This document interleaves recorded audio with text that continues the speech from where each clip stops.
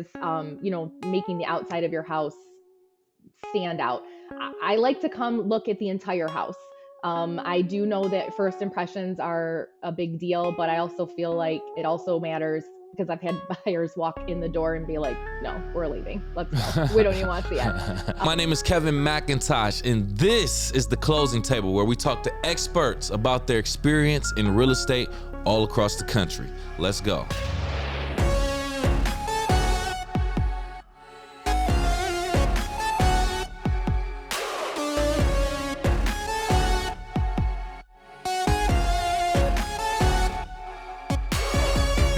All right, now, welcome back to The Closing Table. I'm your host, Kevin C. McIntosh, and as usual, we come through with a guest that's going to educate us in real estate. We want to welcome Lauren Tillery. How you doing, Lauren? I'm good. How are you today? I'm doing great. Thank you for having here, sharing your energy with us today and sharing your knowledge. But first and foremost, before we get into the business part, like to have fun. We have an icebreaker called Fill in the Blank, and it is exactly like it sounds like. I have some incomplete sentences, and I need you to fill those in with whatever context makes sense. You ready? I'm ready. All right, let's do this. An important question I rarely get asked as a real estate agent from my clients is blank. What are the taxes going to cost me? Oh, wow. Oh, wow. Yeah. You kind of blew my lid off with that. I wasn't expecting that. Wow. Yeah. All right. Let's keep going. Wait, let me ask a follow-up question. They're not asking about taxes? I think people just assume that they are what they currently are, and that's not the case. They get uncapped when the home sells.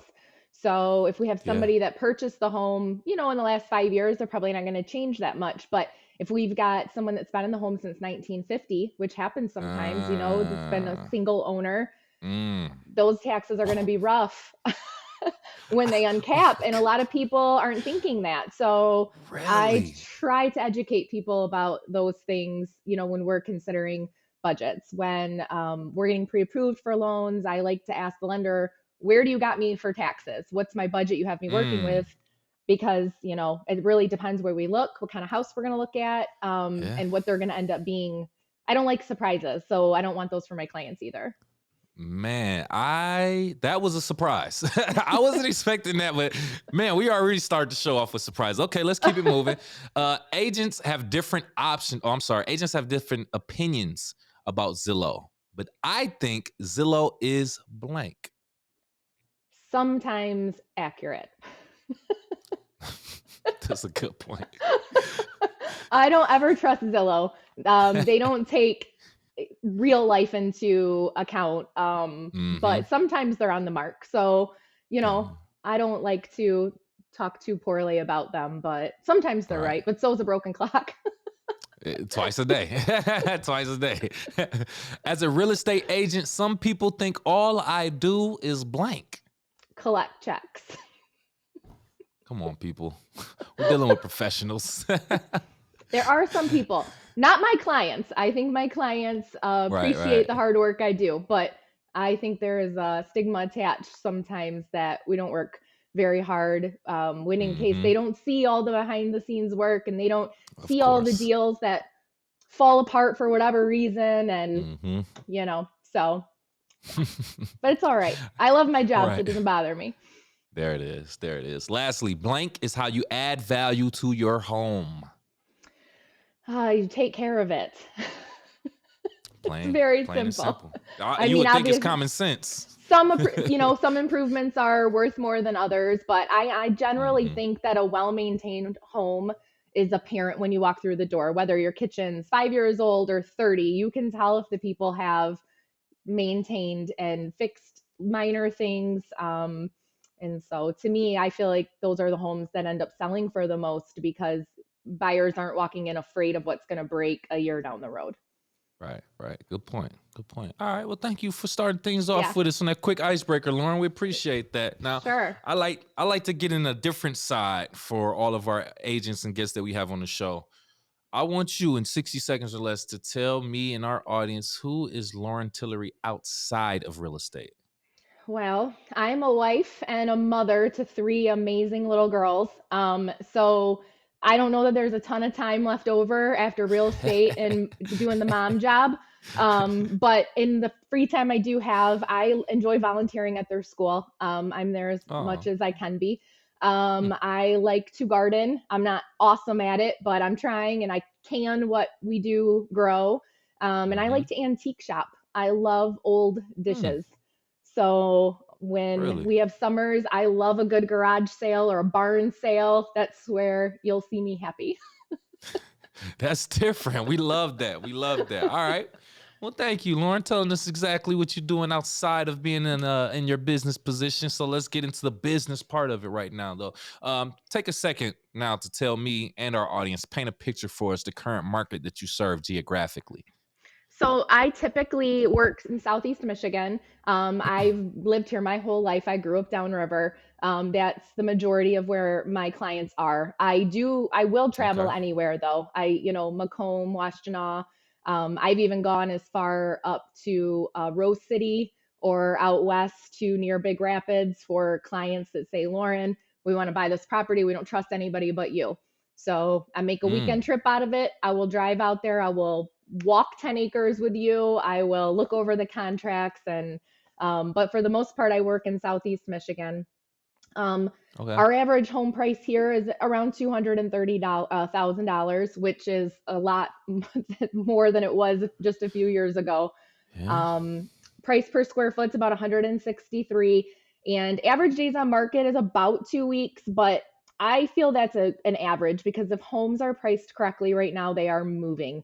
Right. Right. My listings are getting 10 to 15 offers, 24 hours on the market. So I feel like some of that lag time that we've got there is maybe houses staying there during inspections or, that just aren't priced appropriately. But if it's priced right, it's moving. I know I probably need to clean my ears, but did you say 10 to 15 offers? Yes. Okay, Yes. I wasn't hearing things then. That is a crazy amount of offers. It is, and it is a lot. And I would tell you last year we probably had more. I was probably getting 15 to 20. I'm noticing a little bit Whoa. less. And I feel like it's just some buyers are, we've got agents calling like, "Hey, this is what my offer. Am I competitive?" And no, or yes, send it over. I mean, I don't want to waste anybody's time, and it's such a bummer because I do have some first time home buyers of my own, and it's a tough market for them right now. Okay. I want to go back a little bit real quick. I'm familiar with the Southeast Michigan area, but just to get a little bit more graphic for our audience listening who may have never been to this area, can you explain downriver? What is downriver? What is that? What does that consist of? Can you paint that picture? Yes. So it's pretty much anywhere south of Detroit.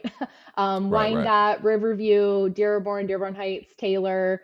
Um, Mm, I would say pretty much all the way to Gibraltar, Flat Rock, and then I think you start getting considered outside of downriver, but pretty much just that right. cluster of cities: Lincoln Park, Woodhaven, Got you, Trenton. got you, got you. Okay, There's a yeah, bunch I'm of us. definitely familiar. I've actually lived in Brownstown. Okay. I believe that's part of Downriver, correct? Yes. Okay, okay, Yes. just making sure. Okay, good, good. Thank you for letting us know and getting us into that. So let's get into it. CMA, a comparative market analysis. I said that right. Yeah. Gotcha. Okay.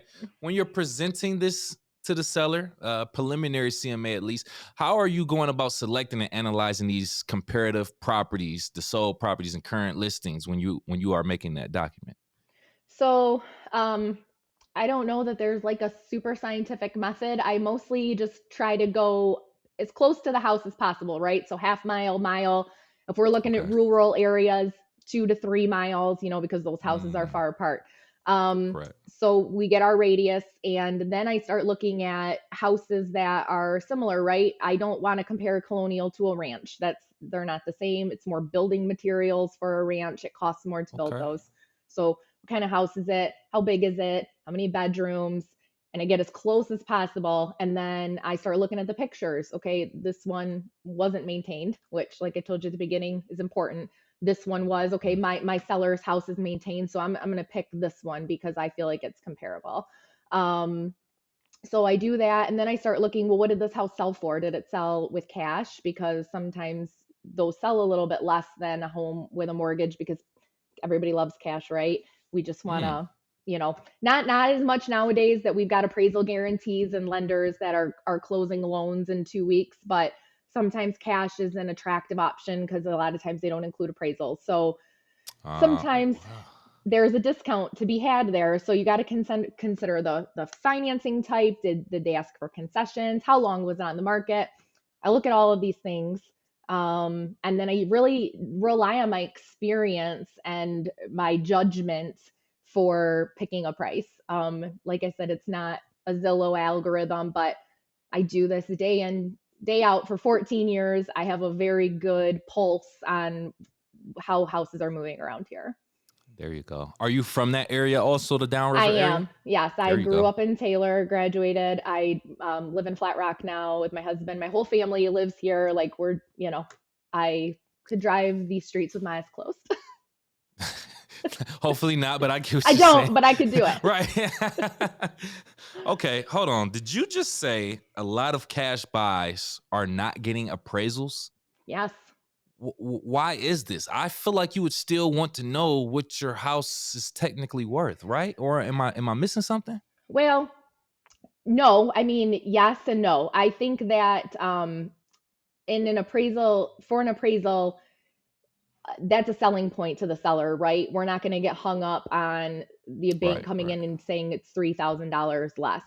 Mm-hmm. As long as you trust your agent, which I hope you do, and they're giving you good information, they're saying, hey, I looked it up. This is what I think the house is worth. I think we're in the ballpark. Um, I personally think it's okay to waive it. It saves you $500. It's a selling point to the seller when you're competing against 20 other people. Right. But you need to make sure that you're working with somebody that knows what they're doing. You're not just doing it on your own and throwing a number out there because you could get stuck paying more for something. Um, but to that same point, these last couple years we've been seeing offers even with loans that say, "Hey, listen, I'll give you $30,000 over what it appraises for because I've got the cash." So there are people paying more than the home is worth right now already, even with loans. They're just bringing the difference to the table. And Whoa. unfortunately, that's what it's taking to win bids in this market right now. Wow.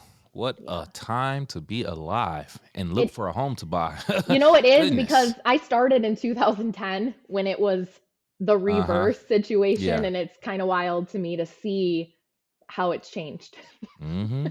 Sellers I are in mean, the you do driver's seat now. right. You do it long enough, you will see them switch seats. Yes. Like you And said. it's fascinating. Wow. Okay. Okay. Moving on to the exterior of the home. This is like the cover to the book. They say don't judge a book by a cover, but in most cases, you're looking at a home on the outside, you're kind of judging it, right? Right. But how do you conduct a curb appeal assessment and provide unique suggestions to improve the property's saleability, considering factors beyond traditional notions of attractiveness? Well, I saw that question when you sent it over, and I don't know that I have a specific answer for being unique. I don't know that there's anything unique I do as far as making the outside of your house stand out. I like to come look at the entire house. I do know that first impressions are a big deal, but I also feel like it also matters because I've had buyers walk in the door and be like, no, we're leaving. Let's go. We don't even want to see it. Um, so I typically will come to a home that I'm going to list and I'll walk through and I'll make suggestions on both the outside and the inside. And basically, it's obviously we want it to look as clean as possible. People live there, we get that, but you have to let the buyer kind of imagine their stuff there, if you will. So you can't Mm. have tons of toys everywhere, which I'm not talking about anybody because my house looks like that too. So I got 3 kids. Um, I get it as a parent. excuse me. But so anyways, I would, I would walk through and take a look. And I really do again lean on my experience, right? I work with buyers and sellers. So you walk through a house and you hear what buyers have to say, like, ooh, like look at that, or oh my goodness, why did they do that? And it's almost like a catalog of things you keep in your brain, like, yeah, people don't like that, or you know, and Mm. then my husband and I have flipped homes also. We have bought and sold houses. We've been landlords. Okay. And I just feel like I've got experience in all of those departments, if you will. And so I kind of just lean on that, right? Like this is not expensive to fix, but it makes a big deal if you spruce up your mulch and you trim back your bushes and there's no garbage in the yard. And I show up to pictures almost every time to move things. I know most of the photographers because I'm there cleaning bedrooms and, Right, just right. doing little things like that. So I feel like it's the package as a whole, not necessarily just the outside. Right, right, right. It makes sense. It makes sense. But yeah, I think I was speaking to someone recently that said, I mean, yeah, the outside of the home has to look good enough for them to at least get on the inside, and then you go from there. But I mean, The if the pictures inside make a big isn't deal too. I think having that too. great pictures, they can take a normal yard and just really the That's a good angles point. and the lighting. you know um I had a listing a couple, like, I want to say 3 weeks ago. We did pictures and it rained. It was terrible. It couldn't have been like a worse day for photos, but we had great pictures and they gave us a blue sky and we sold it in Okay. 24 hours. Oh So wow, look at that. it was, I think, all of those things. It's a team effort to get a house ready for a sale for sure. Correct, correct, correct, correct. And as someone who's a realtor with a background in commercial real estate accounting and property management, like you just recently said, how are you leveraging your expertise to provide valuable insights to your clients with all of that experience?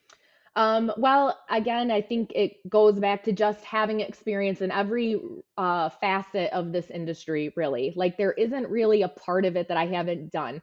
So, I don't look at myself as a salesperson. I look at myself as like a facilitator, right? I want to help you. I will treat you as if your house is my house. I love my job. I take it very personal. And real estate transactions aren't always smooth. We want them to be, but inevitably Hmm. something comes up. And I feel like my background in all these areas allows me to have a toolbox of solutions, right? So I'm not just sitting there like, oh, I don't know what to do now. You know, I have an idea. I've seen this before, or I know somebody. I've got this network. The financial side of it, I started out as an accountant. I love accounting. If you need a spreadsheet or a budget, I'm your girl. But I talk too much to just be a bean counter. I figured it out like in my career. I like people too much to just sit in this cubicle and And figure out just look at why we numbers. why we spent too much money. Right. So I kind of fell into my role as a realtor. I decided on a Tuesday that I was going to go take the test. So I did the work and took it Saturday, and I got my license. And it Nice. just delved into this. It morphed rather into this career that I wasn't really expecting. So I have people come to me and they say, Lauren, we're thinking about buying a house. And I say, okay, well, how's your credit? How's your finance? And I've actually had clients come to my office and I will build them a budget. You guys aren't there yet, but let me see what you're spending your money on. Let me help you, because it's not something we're teaching in school, and it should be. Right, But right, we are not teaching right. young people like just basic life finances. And so Yep. if you don't have somebody in your life that is telling you this, you don't know. You don't know what's important. So sometimes True. I see clients a year before we actually even start looking for a home, just to get them ready. But I love it. It's one of my favorite parts of my job. There you go. And salute to you for doing that and having the patience, because I can tell you a lot of people that I know just feel like they only want to talk to a real estate agent when they have the money. And I'm like, yo, first off, they'll help you build the budget. They'll see where you are. They'll put you on a roadmap, especially if you're dealing with a great real estate agent first and foremost. But I mean, and also, even if you're a buyer, there's no out of pocket costs for an agent either. So, I Right. mean, just at least go talk to them. They're very knowledgeable, like you said, and can get you there or show you how to get there Yep. in that case. So, I like that Yeah. you're using your experience in that way to help in different ways that the average realtor probably wouldn't even have the capabilities to do. That's I interesting I to me. en- I enjoy it. I want to help Hmm. people. Purchasing a home it should be an exciting time, and sometimes it's the biggest thing you'll ever purchase, and it's scary, and it's even scary. Yeah, To me, it's day in and day out sometimes, right? Because I juggle several at a time. But for you, this is the first time you've ever done it, and or maybe you're selling a family home, or it's personal. So I try really hard to make sure you would feel like my only client, even though I've probably got seven other ones. I try super hard. that's funny. Hey, Lauren, I got this question I want to ask you about this situation specifically. When you're selling an investment property or a rental property for a client that is tenant occupied, how Hmm. do you effectively inform the tenants of the listing and initiate discussions on how showings will be handled while respecting their rights and maintaining that positive relationship? Please. So it can be tricky. I actually just Yeah. did one of these in the fall, and Mm-hmm. it was a duplex. So we had two different tenants, and they worked opposite schedules. One worked nights, one worked days. Mm. Excuse me. And so obviously I reached out. The landlord is who contacted me, and I, cleared it with him. Hey, do you want to let them know these are your tenants? They were long term tenants. They'd been there a long time. So I let him make the, hey, listen, I'm putting the house up for sale. That's kind of between them. That was his choice. Right. And some if somebody didn't want to do that, I would be happy to. But in this case, he did. And then I got their phone numbers, and rather than having, him check with the tenants and then confirm with the agents, it's just like it's a lot of cooks in the kitchen. I said, Right. why don't Right. you give me their numbers? And I handled all of the showing requests. So they came to me. I checked with both of them. Hey, can you be gone for this block? I just tried to make it like a block that I knew the one woman was not sleeping, right? Because we need rest. We have to work. So can you be gone from 4 to 7, and I'll have them out of there. And then I also told them, I know they don't want to move. I don't want them to have to move. So I Right. did my best to find somebody that was going to let them stay.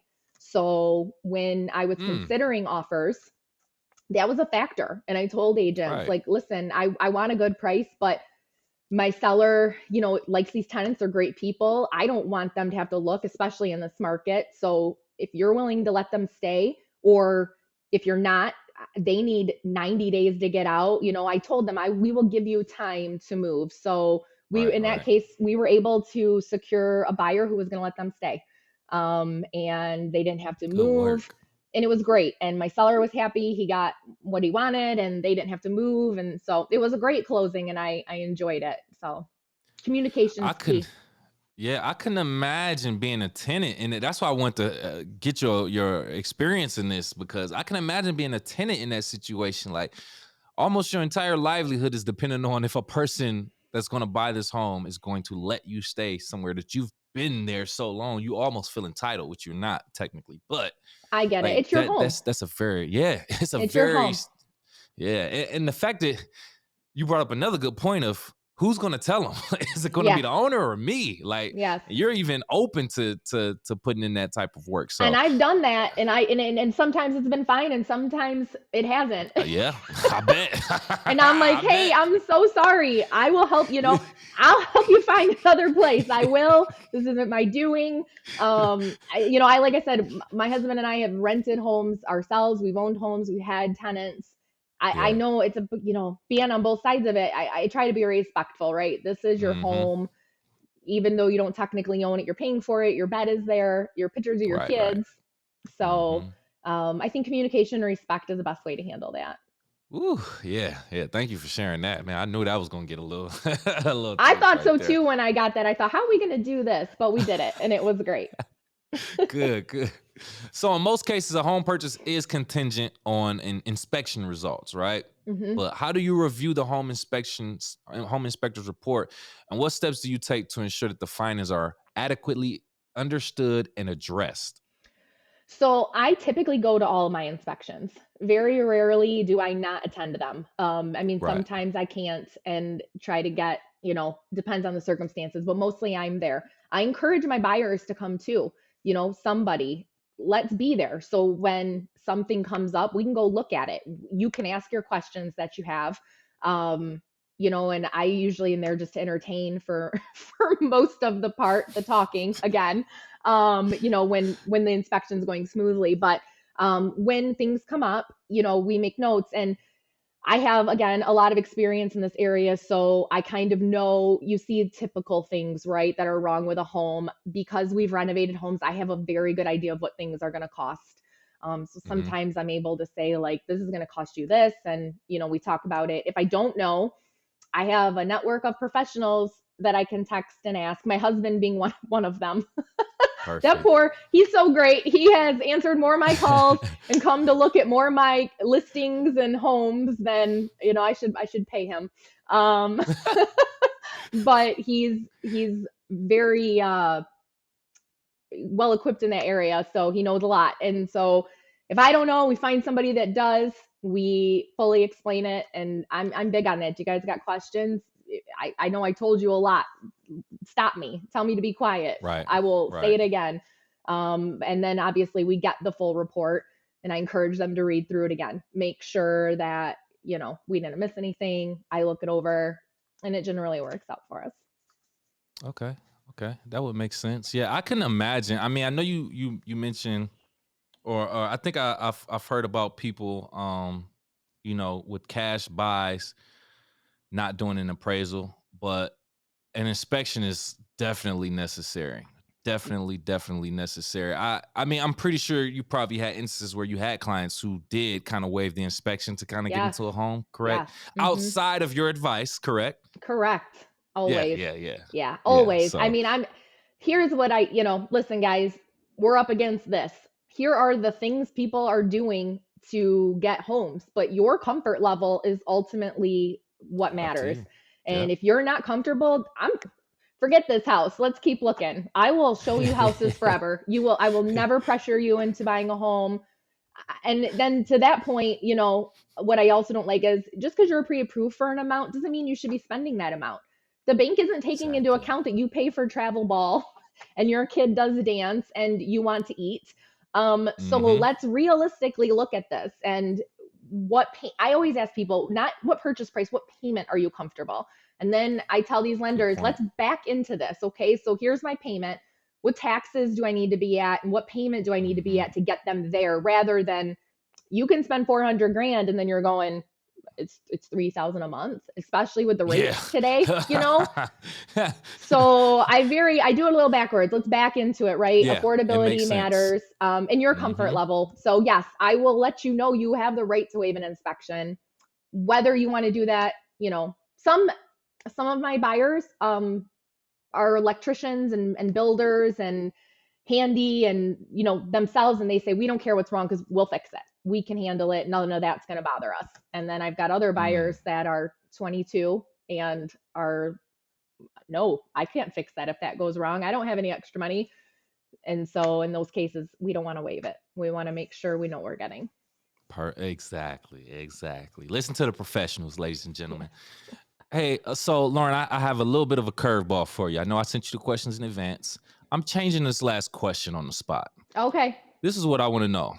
Looking back on your journey, what key lessons have you learned about yourself, the industry, and the importance of serving others? Oh man, I wish I would have got that one ahead of time. I'm just joking. Well, I would say, you know, I've learned what I love. And I know that sounds weird, but we've got all these kids graduating high school right now. What are you going to do? What are you going to be for the rest of your life? You don't know at 18. You Mm-hmm. 100% don't know. Um, so I graduated high school. I went on to college. I got a accounting degree because I love money and spreadsheets. It seemed natural.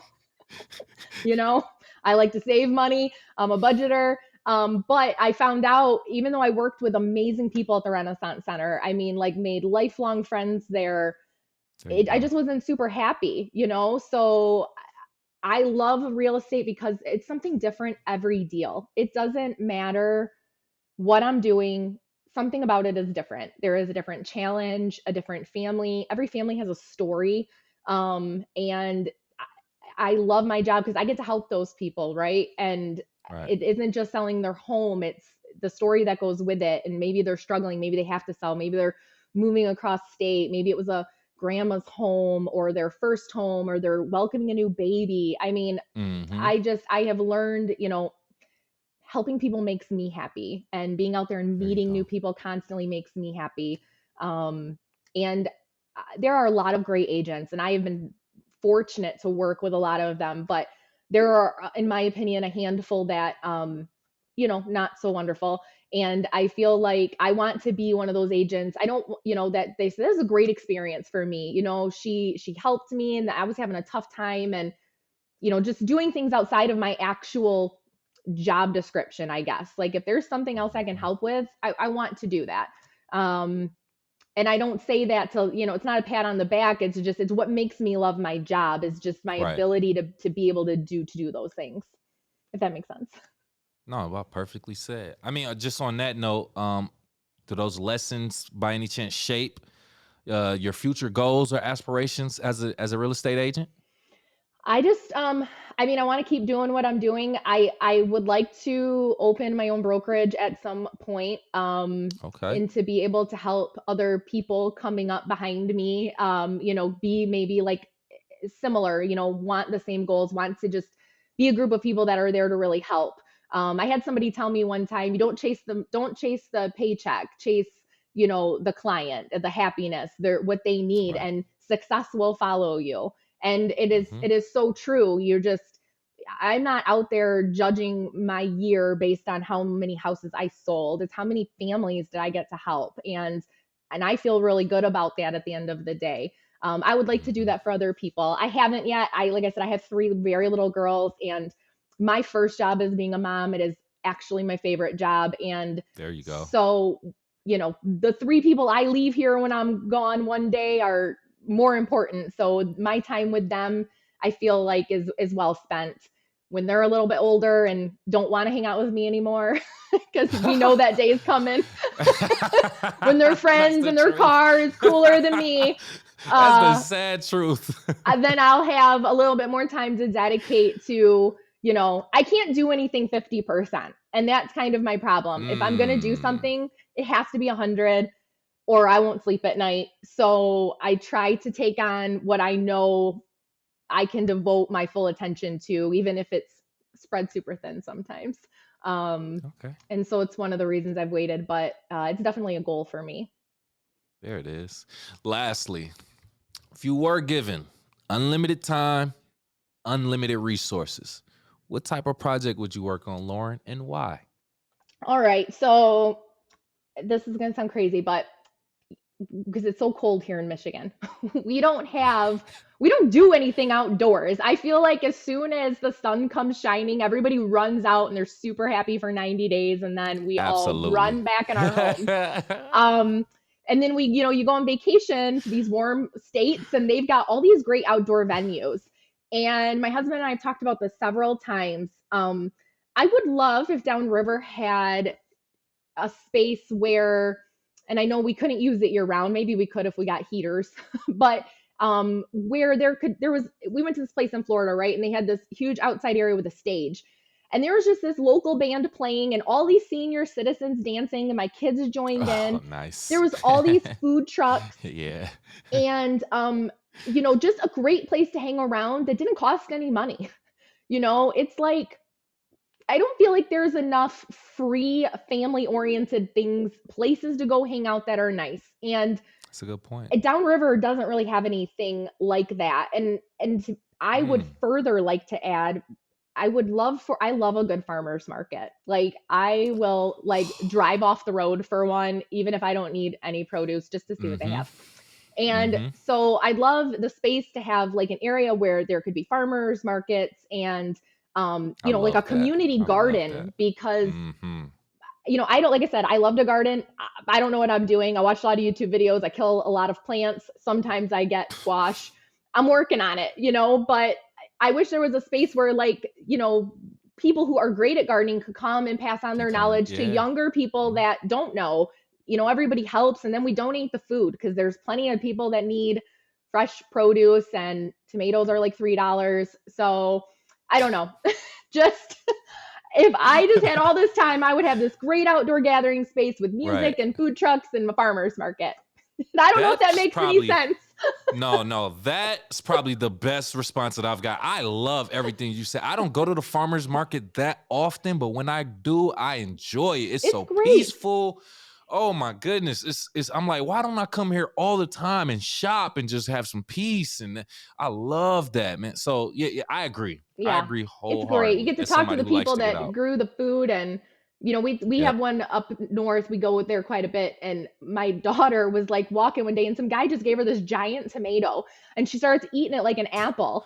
And I said, "Did you take that?" And she says, "No, What? no, he gave it to me." And I, waved and thanked him. And then she ate this like 2 pound tomato while we walked, but it was just Yeah. great. It was just so great. Yeah. So I cannot do tomatoes. Salute to your daughter. I cannot I do can't tomatoes, either, even though they're but considered a fruit. I can't. yeah, real Oh my small. I'll eat them goodness. real small, but I would never just Right. bite into one. But she enjoyed it. It's Just a bite great into it. tomato. That's beautiful. That's beautiful. Well, thank you so much for taking time out of your very busy day to be with us here today, Lauren. We appreciate it. At this point in the episode, if you have any last words and or want to tell the people how to reach out to you, please do so now. Okay, well, I want to thank you for having me. I haven't done anything like this before. It was super fun, and I enjoyed getting to talk to you today. My office is in Southgate. We're on Fort Street, and you can find me on Facebook at Lauren Tillery Realtor. If there's anybody out there looking for an agent who's experienced and cares, I really would love to help you.